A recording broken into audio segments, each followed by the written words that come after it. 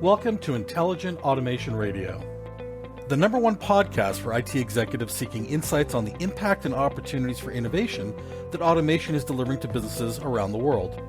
Featuring thought leaders in AI, machine learning, orchestration, security automation, and the future of work.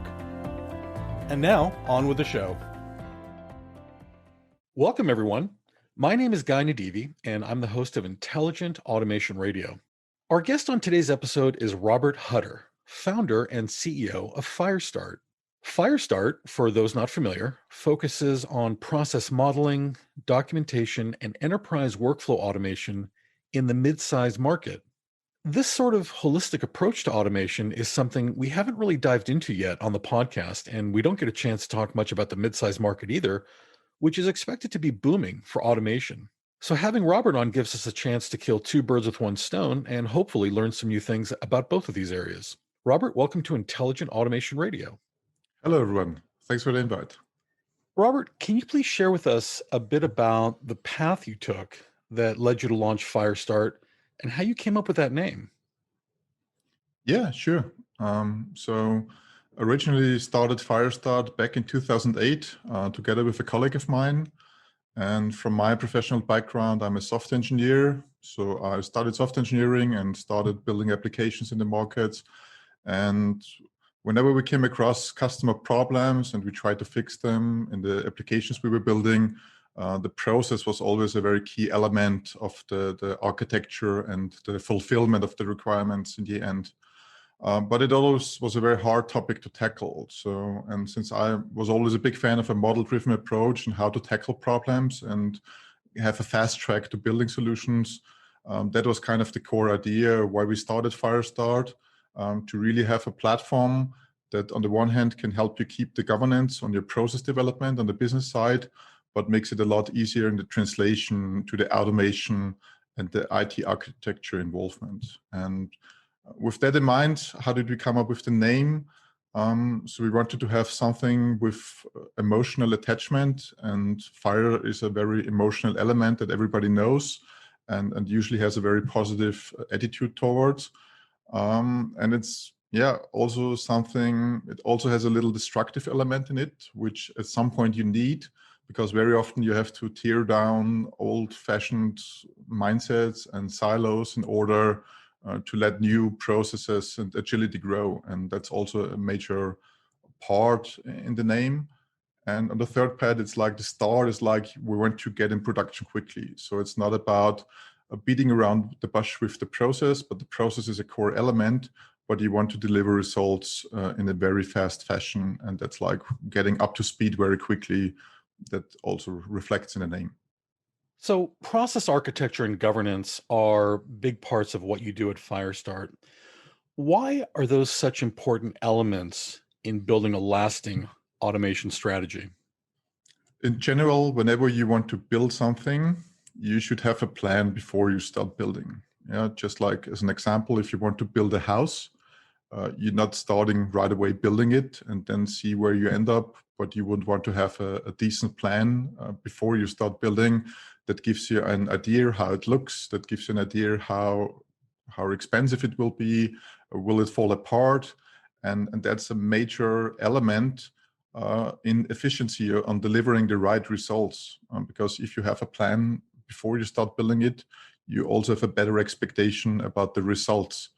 And then once you have a plan, you can repeat the process. Yeah, you can build multiple houses on the same plan that you have initially designed, and then it's worth spending more time on the plan so that better in the execution, you just get better and better and faster. And this is why very often have the feeling that when you don't have a proper process governance and process strategy in place, you very often end up in dead ends and you are kind of reinventing the wheel each time anew. You have nothing you can build upon, and processes are very heavily dependent on usually. So they're not living side by side, but you build processes on top of other processes, and therefore you also need to manage the governance and the translation between process changes, which is very essential if you want to make business process automation a part of your digitalization strategy.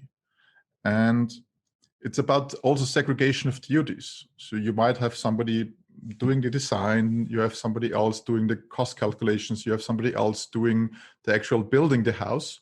So process architecture is also about having segregation of duties, but that at the end of the day, everybody can collaborate on working together as a team, creating the results. And this is also what process management and workflow automation, it's about getting people together so that they actively can work as a team in the whole engineering process. So you're talking about a process first approach, which of course makes a lot of sense, but I'm curious, what other approaches have you seen in the market? Well, in my opinion, process is pretty much the most critical asset that you should start where you want to build a design upon. And from the other approaches I've recently seen in the last years, either they are very application centric, let's put it that way. So usually you start trying to squeeze an architecture into one application. And you always like start with the boundaries of your application in your process design, which is, since a process is mostly a natural element that lives beyond a single department or beyond a single application, a very bad approach, because it already constrains you in the way and the creativity you can imagine about how this process could look and feel in the end. Another approach is very, let's say, data centric or document form centric, where like everything is around the document that you're processing, and that is like the key artifact that you're managing in the process. But then it's very often like hard to imagine parts of the process where it's just about communication, where it's just about collaboration, where not a single document is involved at all. And so I would always try to also start with a people-centric approach, because when you do process design and you do automation, it's mostly about making the day-to-day work of people easier to complete and to accomplish and to get satisfied in the work they do. And so I would really enforce a people-centric approach and start with the process design first, like a process-first approach. And then on the second hand, talk about data integration, talk about application design, but the process should be the core asset to start in the architecture and design. We're hearing more and more about process mining and other AI-based discovery platforms being deployed as part of digital transformations. Robert, what role do you foresee process mining will play in enterprise workflow automation? It's definitely a topic that is very much picking up, and it's just like a technology that you can use to answer a very simple question, which is, what is the current status in my day-to-day business with the processes that we already have in place and that we already run on specific applications? And as easy as that question might sound, hardly any company is really familiar with what's really going on in their applications. And either you bring in a lot of external consultancy, or you have internal development teams that start analyzing to find out what the status quo is. And that, of course, takes a lot of time and is also very resource intense and costly, just to find out what's going on in my processes. And process mining at the heart is technology that can really shorten the time from to understand what the current status quo of your processes is, and to really raise the full visibility on the processes, and not like the PowerPoint, nice to have visibility, but really like the brutal, hard day-to-day facts about which variations you have in place you never imagined that they could be in place. And it's just like a good starting point to get the full truth of your process, so that you actually find in a quicker and more efficient way where to tackle the problems. Yeah, so you might find some variations of your process that you don't want to have because they would violate maybe data or privacy rights. And then you can start working with RPA and workflows to get rid of these unguided processes and bring in more structured and guided processes in place, so that at the end of the day, from the many thousand variations you might have, you can come down to the dozens of designed variations that you want proactively establish at your company. And process mining just like makes the fast ramp up for this first discovery phase, what's going on in my process world today. Now, speaking of RPA, what is the difference between enterprise workflow automation and robotic process automation? Yeah, it's a term that very often gets mixed up in the market from my experience, and they sound similar, but they're heavily different topics in order what problem do we tackle with them. So when we talk about enterprise workflow automation, we come from an organization or company perspective, and the goal here is to create process standards where all the applications and users are aligned to the corporate guidelines so that the process runs as smooth and efficient as possible and also fulfills the enterprise requirements. Robotic process automation starts from the end user to tackle automation problems from a personal perspective. So you would want to, robot is always doing the same repeating tasks. So we try to build a softer robot that can help robot doing his job better. But it works in the scope from an individual perspective, and it usually also works in the governance of the individual user. So I'm personally responsible for building the robot, for maintaining the robot, for phasing out the robot if not needed anymore. So it's in my personal governance. If we talk about enterprise workflows, the whole governance is a lot more difficult and complex because you need to have multi-layer architecture, you need to have staging in place, you need to deal with data access and security. So you might end up in the conflict because like the company wants to have standardized processes and the user would maybe want to have highly individual requirements fulfilled with his robots.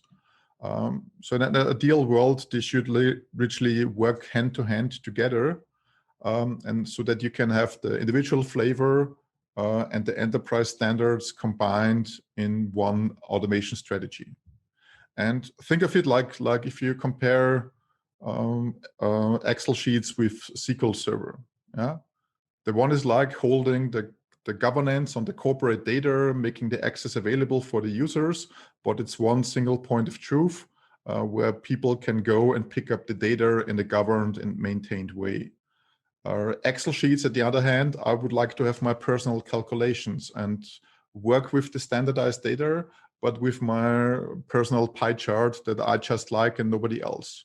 So I can change the Excel look and feel in my personal flavor, but I would work with the corporate data and standard that the SQL Server provides me. And this is how enterprise workflow and RPA should be seen as technologies that just fulfill different requirements in the automation needs.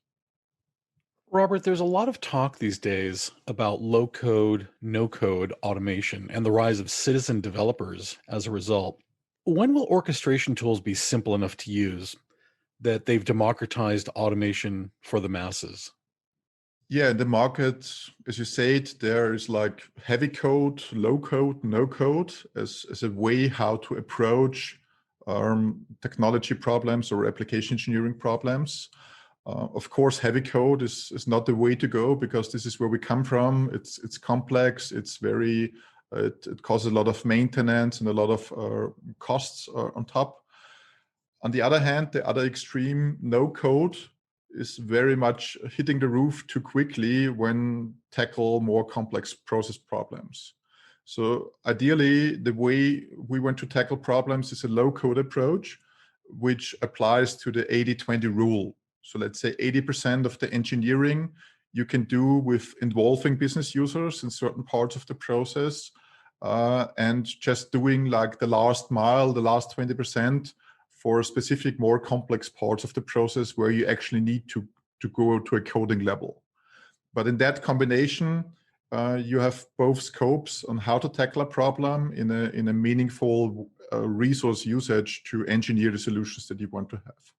And I would definitely see low code as the future, because like the citizen developer approach, with like the end goal, every citizen developer can do automations and application engineering on his own. I would not see that this should be the goal to reach, because we already came from Excel macros and you know where we ended up with that one. And I see like the similar risk here, that it's at the end of the day about engagement, that different stakeholders can do different parts of the engineering process. But at the end of the day, it's for a citizen user, I would say. And the more understanding a citizen user has from the engineering process, the better he can be involved in the whole requirements engineering and testing and rollout of the solutions. But it's not necessarily that I see as the big goal that these users should be the one engineering the process. Maybe as an example, if you pick a manufacturing customer, yeah, so there are professionals coming in to assemble a production line, from electricity, from putting the right pieces of the machinery together, with the goal that the workers then working in the process are perfectly aligned with every step they do in the process. And the same applies to process engineering. You need to have engineers, you need to have architectures that know their profession in order to make the whole design right and that everything fits perfect. But it's a profession, and you need to bring professionals into the process, because you don't want to have like the workers, every worker building his own assembly line, so that he needs to have all the knowledge, because he will not be able to have all the knowledge to do that. And this is the way how I would see it. Getting back to enterprise workflow automation, can you share results from one or two of the more interesting enterprise workflow automation projects you've worked on? Yeah, sure. So we had really a lot of different customer scenarios in the last years, ranging from big corporates to really small businesses applying BPM and workflow automation.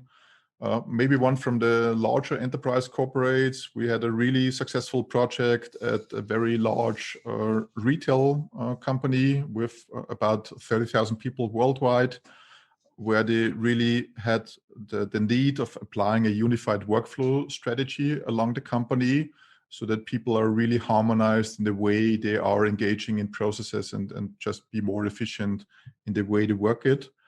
And it was actually a pretty cool project. We, from zero to production, had about 2 weeks to really roll out the first workflows for about 500 users involved. And there was literally no announcement, no training involved. And once we kick off the project, the first 2 projects, which were about, I think one of the cases was HR onboarding. They had around 200 onboardings a month that they need to schedule. And on the other hand, the second use case was the contract management with their suppliers, because they have about 4,000 suppliers where they need to do regular updates on the contracts they have. And these were the 2 use cases we rolled out. And the funny thing was, like, after the rollout, the customer turned completely radio silent for about 2 months. So we had no feedback about how it's working, what is the feedback. And then after 2 months, I got the call from the project manager that was leading the project. And I just approached him saying, "Hey, how's it going?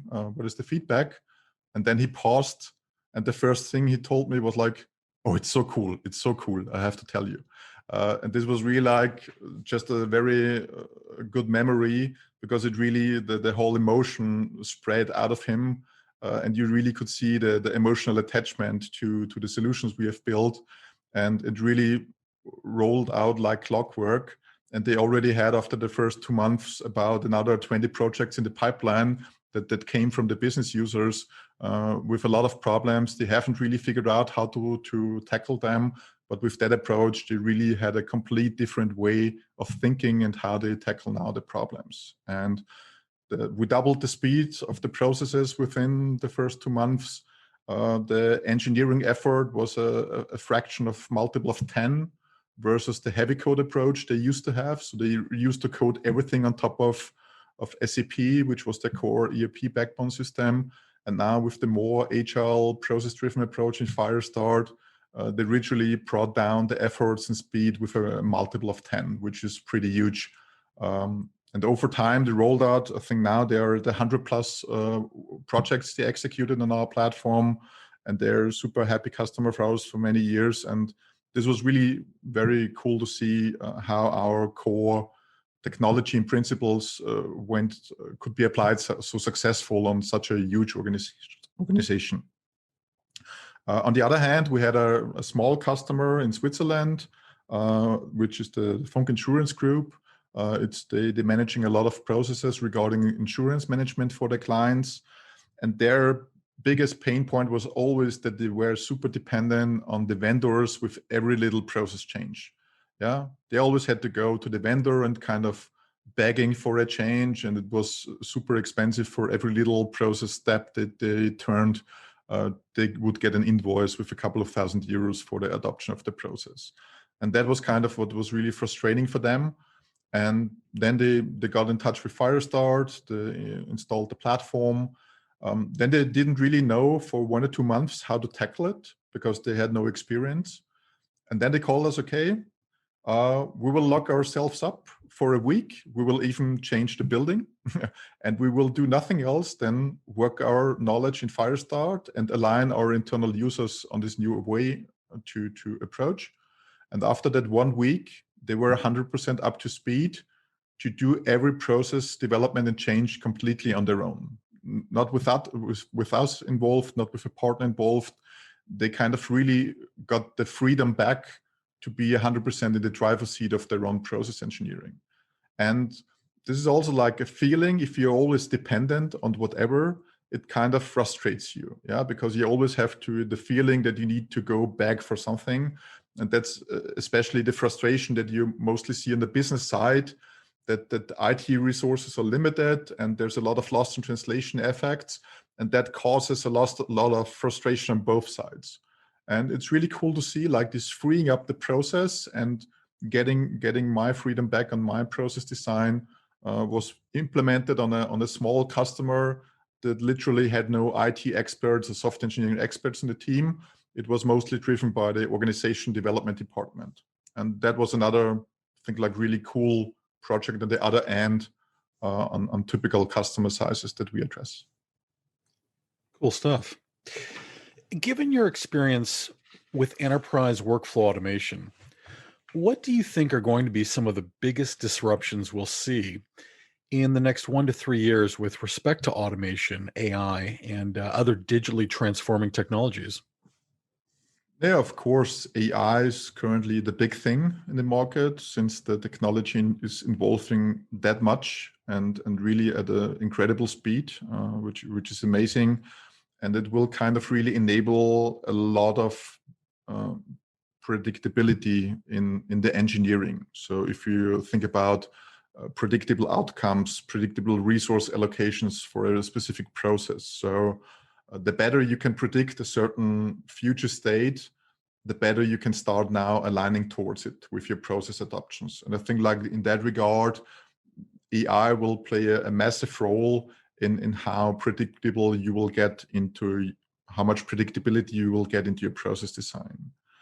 And on the other hand, data, the amount of data sets available is also massively exploding. You see a lot of data platforms popping up that really can provide you data as a service. And that again, in combination with AI, is super powerful.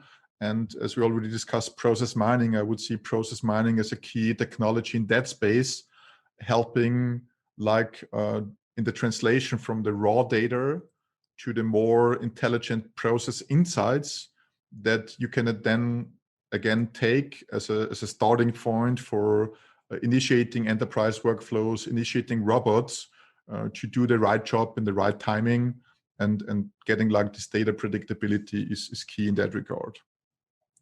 And I think a third thing that I would see in the future is in general the way how you approach process design.